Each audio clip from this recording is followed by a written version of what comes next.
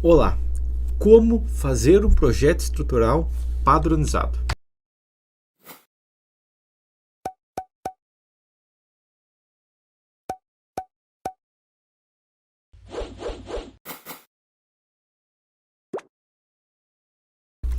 Já existem vídeos no canal onde eu falo sobre padronização em projetos, que uma padronização vai gerar uma estrutura mais eficiente, uma estrutura mais econômica, uma estrutura mais rápida de ser executada e com menor chance de falha. Dito isso aqui, muitos têm uma dificuldade alta em fazer uma estrutura padronizada. Por quê?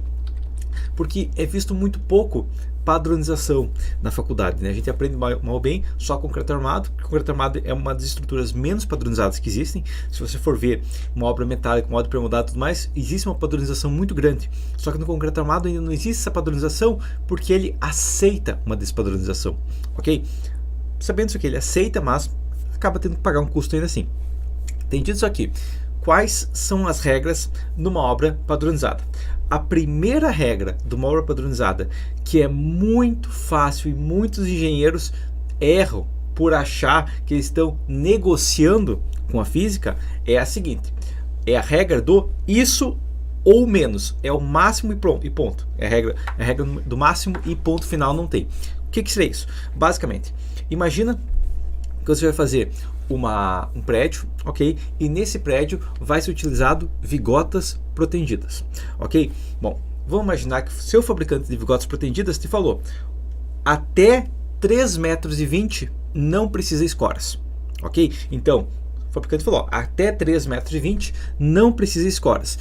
E vamos imaginar que você vai colocar vigotas, vai colocar algumas vigas, ok? Para separar um pano de 10 metros para colocar essas vigotas, ok?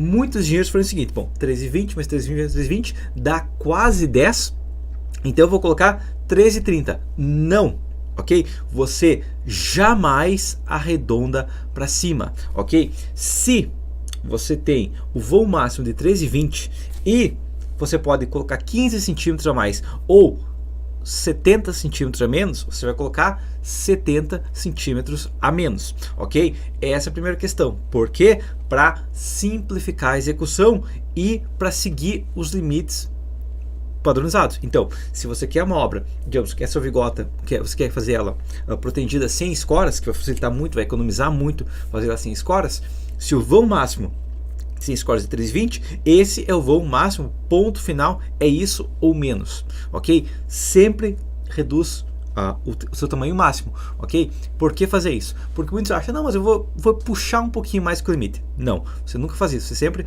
trabalha com isso ou menos, ok?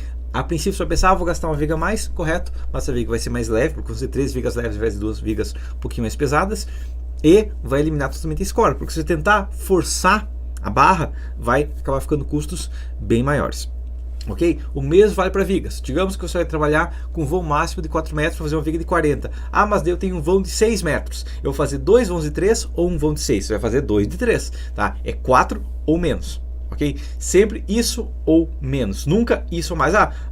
De 4 para 6 não é tanto. Não faz nunca para mais. Ah, mas é um vão de 5 metros. É 2 de 2,5, ok? Você vai padronizar máximos, ok? Você sempre padroniza um máximo e nunca viola esse máximo, porque se você violar o máximo, você despadronizou a obra, porque daí vai ter um monte de viga de 40, mas nesse vão de 5 metros precisa uma viga de 50, e aí você vai tentar fazer com 45 para não ficar tão diferente, e aí virou uma salada maluca, que é a maioria das obras em concreto armado.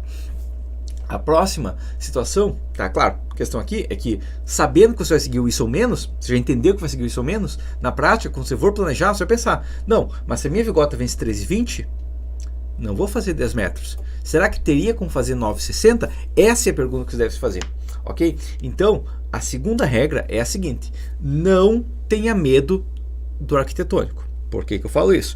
Porque muitos engenheiros acham assim, ó, o arquiteto me mandou esse desenho, o arquiteto foi lá, o arquiteto pensa assim, eu vou desenhar uma viga.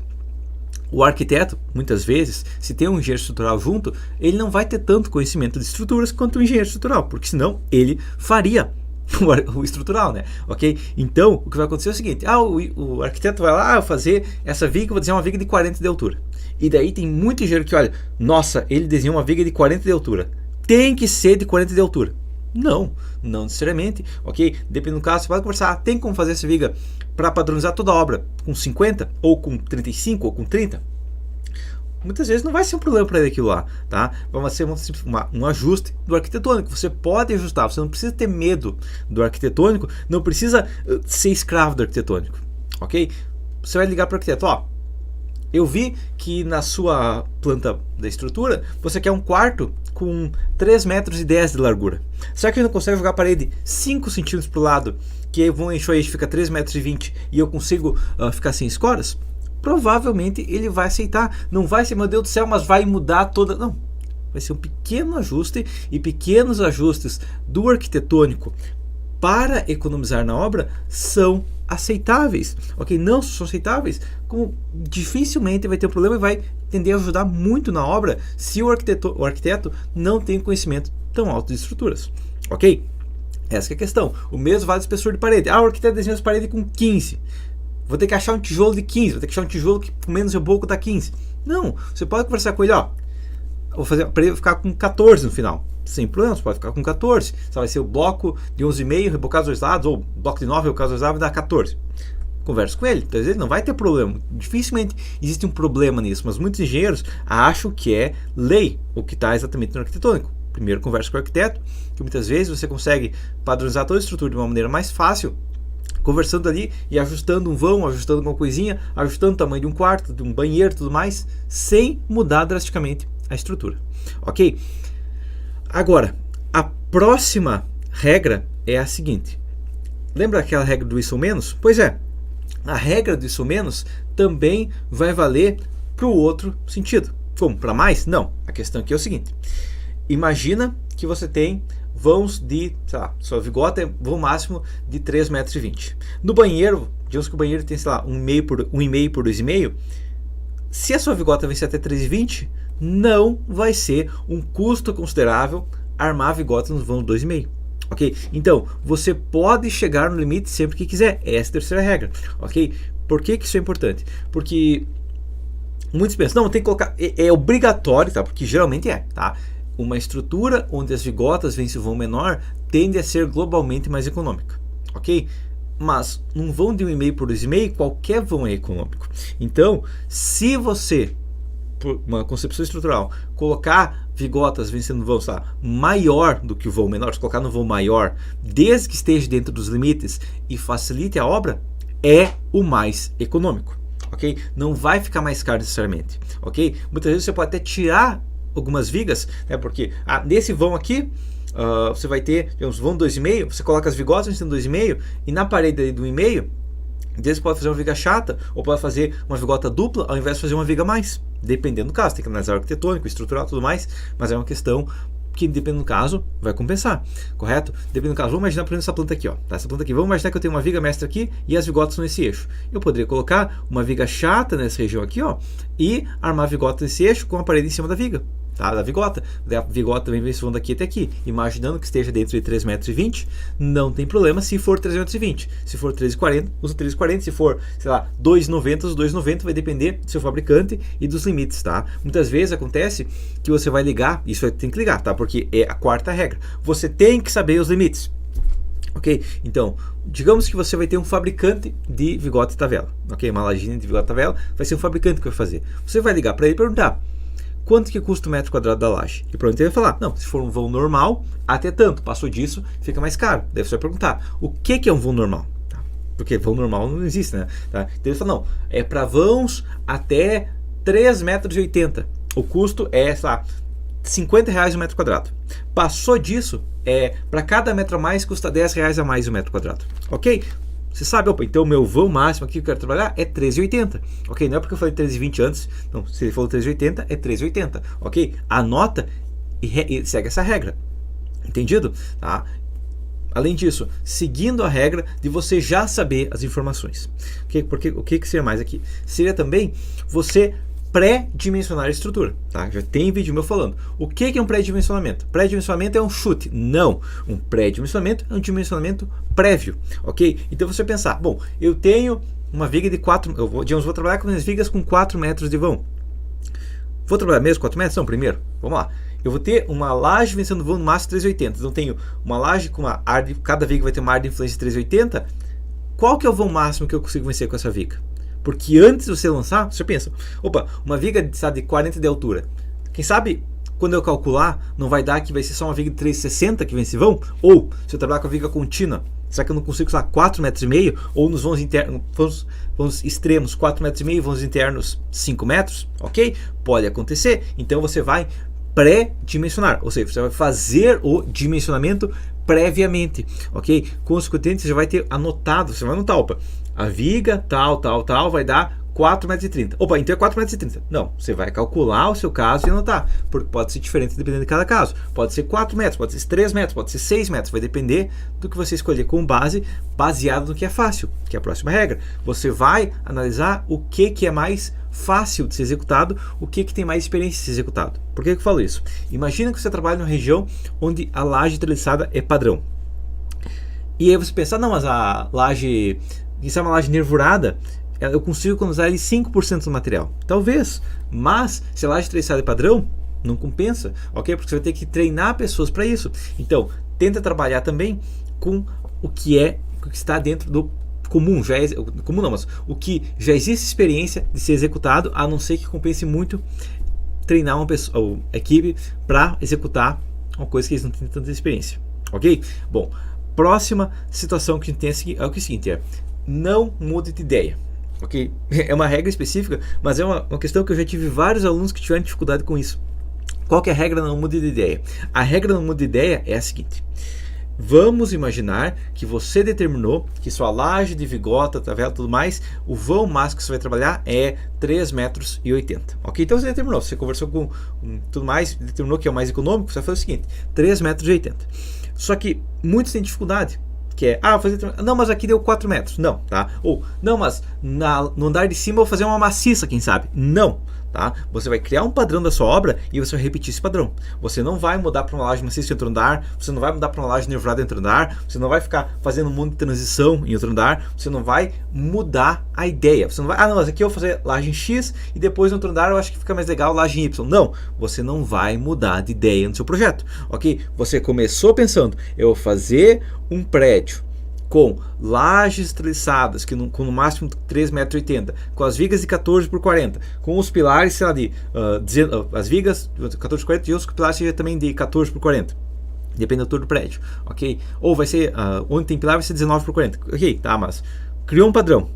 Respeita, esse padrão é sagrado, ok? Ah não, mas eu percebi que na verdade 45 é uma viga mais econômica. Sem problemas, apaga tudo que você fez e faz com 45. Ah, mas eu já fiz. Você fez errado, porque você fez com 40 e você já percebeu que é 45. Então você vai seguir um padrão, ok? Ah, mas eu vou fazer as vigas no eixo X e a laje no eixo Y. Só que agora eu estou pensando nessa região aqui mudar para eixo Y e X. Não, você vai seguir um padrão. Se você não seguir o padrão, a sua obra não vai ser padronizada e sua obra vai ficar mais cara e vai dar erro, vai dar problema. Por quê? Porque você mudou de ideia no meio do caminho. Não muda de ideia. Não segue o padrão. Eu vou seguir esse padrão? Então beleza, eu vou seguir esse padrão. Ok? Essa é a questão. Próxima questão é a regra do 1 para 2,5. O que é essa regra do 1 para 2,5? A questão aqui é o seguinte: uma estrutura onde nós temos pilares na extremidade tende a ser um pouco mais rígida, se os pilares estão bem planejados e tudo mais, tende a ser um pouco mais rígida contra o vento. Porém, uma estrutura, se a gente for pensar na parte de vãos a serem vencidos e na parte da laje em si, no sistema de laje viga, o mais econômico é que a gente tenha balanços com uma fração de 1 para 2,5 em relação aos vãos internos da obra, ok? Então, se você vai pensar numa estrutura, o que você vai fazer? Se possível, balanços com 40% do vão. Por que isso? No máximo 40%, tá? Lembrando que é a regra do máximo, ok? Por quê? Porque trabalhando com balanços, você reduz o positivo dos vãos internos e você já gera que o primeiro vão depois do balanço já seja um vão interno, porque já vai ter negativo dos dois lados, que é aqui a próxima questão. Negativos, ok? Por algum motivo, não sei se é uma coisa espiritual, mas tem muito engenheiro acha que um momento negativo é um momento ruim, ele é um momento com uma aura ruim, ele é um momento, sei lá, que traz tristeza, ele é um momento, sei lá, que nem falam, você tá usando camiseta preta, ou você tá fazendo coisa, tipo, alguma coisa assim, né? Você tá dormindo pro lado errado, nem tem momento de fator negativo na obra. Não, tá? O momento de fator negativo, ele não é ruim, ok? O momento de fator negativo, ele contrabalança o positivo, ok? Isso, e o momento de fator negativo é o melhor amigo da otimização.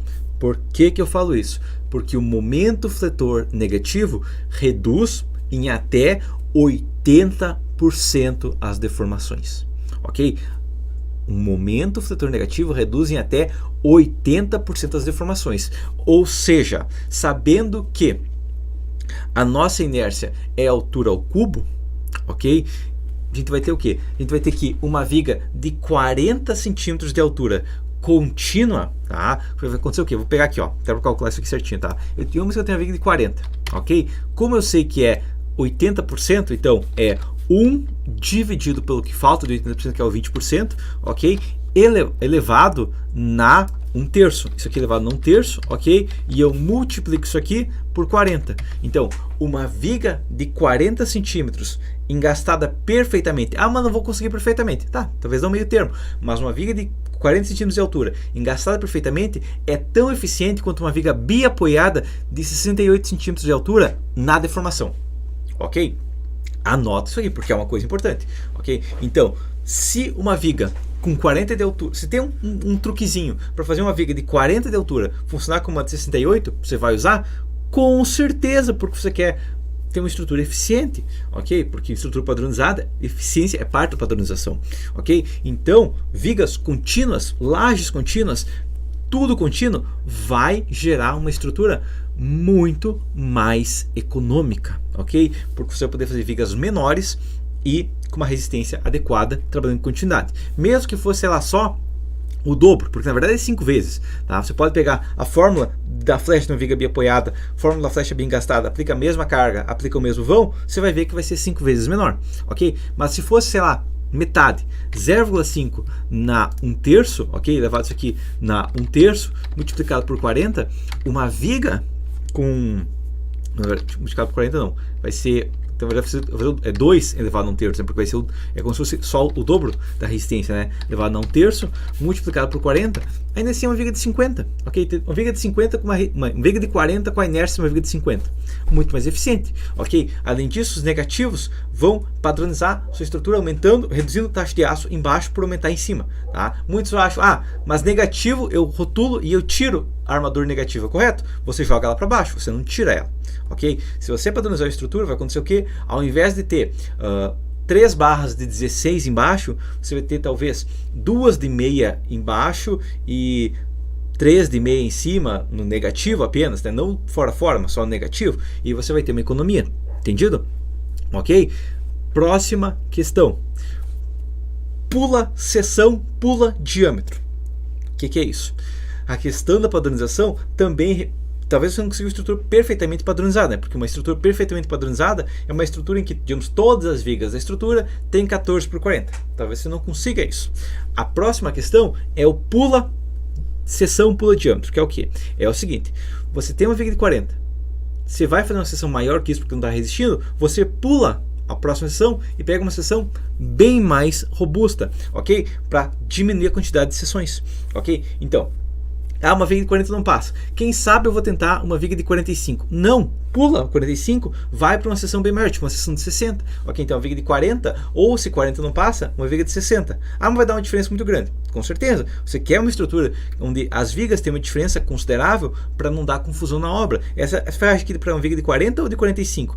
Sobrou estribo de 45 e faltou de 40. Acontece? Ok? Então, se você tivesse uma diferença considerável, é muito mais difícil dar confusão. Ok?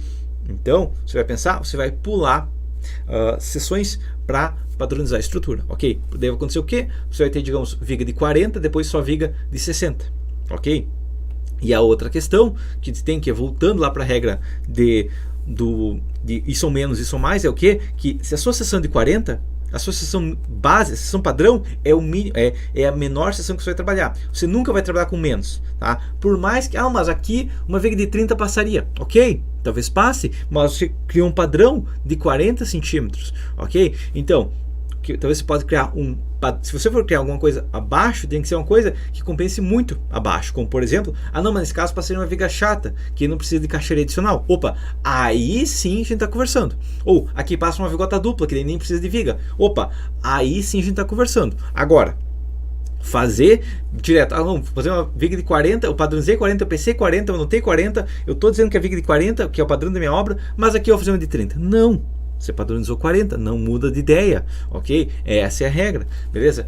E da mesma maneira que a gente vai pular seção, a gente também vai, se possível, nem sempre possível, pular diâmetro, ok? O que eu digo por pular diâmetro? Basicamente, imagina que você tem uma viga com 12, a armadura dela é em barras de 12.5. Se a barra de 12.5 não passar, você vou trocar para uma barra de 16.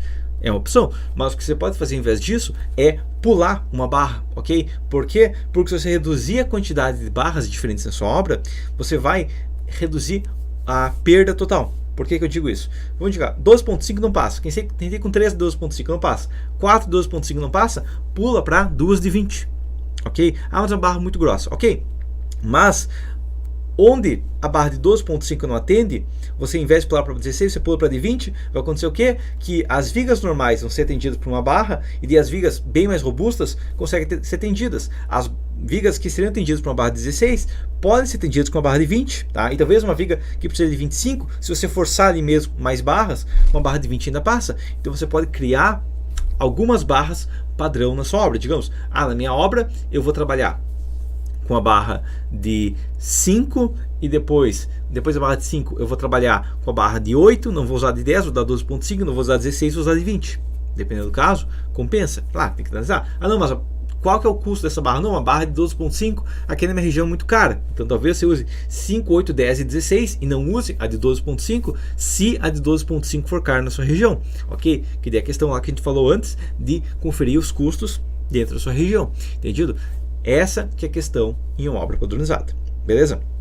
Você tem mais algumas dicas de padronização? Posta também nos comentários, tá? Mas essas regras, se a gente seguir, a gente consegue uma obra econômica e uma obra otimizada, tá? Além disso, lembra que eu falei naquele meu vídeo do método industrial, que é o quê?